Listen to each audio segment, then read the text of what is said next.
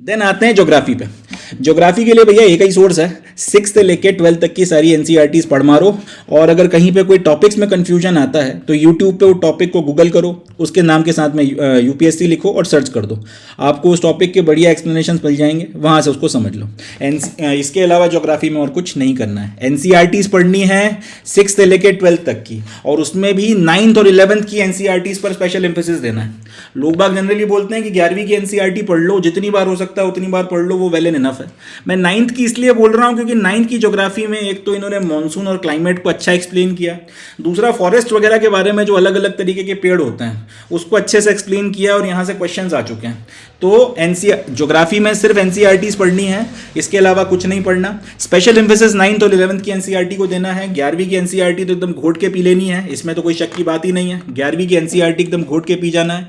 9th की भी मगर जो है अच्छे से पढ़नी है, और ऑब्वियस ही बात है इसमें कई सारे कंसेप्ट में आएगी दिक्कत, एकदम से समझ में नहीं आते, तो उसके लिए यूट्यूब जिंदाबाद है। यूट्यूब पर जाके उस कंसेप्ट का नाम डालें, उसके आगे यूपीएससी लिखें और गूगल कर दें, सर्च कर दें, जो भी आपकी वीडियोस निकल कर आते हैं, 1-2 वीडियोस देखें, समझ में आ जाएगा।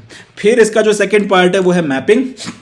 मैपिंग के लिए आपने करना यह है कि क्योंकि मैपिंग के लिए अगर आप करंट अफेयर्स वगैरह पढ़ रहे हैं, जहाँ जहाँ पर अभी कुछ बड़े इवेंट्स हो रहे हैं, आग लगी पड़ी है, वॉर हो रहे हैं, जो भी तमाशे वगैरह हो रहे हैं, वहाँ के इलाकों को जो है आपने अच्छे से स्टडी करना है। जैसे अभी अगर हम लोग हॉर्न ऑफ अफ्रीका के आसपास देख लें तो खूब सारी एक्टिविटीज़ हो रही हैं, इंडियन नेवी काफ़ी एक्टिव हो गई है। या फिर अगर हम अरेबियन पेनिनसुला के आसपास देख लें, रेड सी में या फिर गल्फ में देख लें, तो काफ़ी नाटक हो रहे हैं। अब इस क्षेत्र को मैप पे आपको अच्छे से पढ़ना है। इसी तरीके से मेडिटेरेनियन हो गया, ब्लैक सी हो गई, कैस्पियन सी हो गई, अरल सी हो गई, ये सबको आपने जो है इसके आसपास की ज्योग्राफी अच्छे से समझनी है। ओवरऑल ये है कि जहाँ जहाँ पे आग लगी पड़ी है, जहाँ जहाँ नाटक हो रहे हैं, पॉलिटिकल तमाशे हो रहे हैं, या फिर किसी तरीके का वॉर हो रहा है, किसी तरीके का कन्फ्लिक्ट हो रहा है, सब पढ़ना है। करंट अफेयर्स में या फिर न्यूज़ में जो जो चीज़ें बनी, जो जो इलाके बार बार जिक्र में आ रहे हैं, सबके बारे में आपको जानकारी लेनी है। करंट अफेयर्स अगर आप फॉलो कर रहे हैं तब तो ये बात ज़्यादा अच्छे से समझ में आ रही होगी। इन केस अगर किसी बच्चे ने करंट अफेयर्स अभी तक नहीं पढ़े हैं, ज़्यादा उनको फॉलो नहीं किया है, और मैपिंग के केस में अब दिक्कत में है, तो फिर मेरी सलाह यह है कि मैपिंग से रिलेटेड फिर आप यूपीएससी पे वीडियोस देखिए।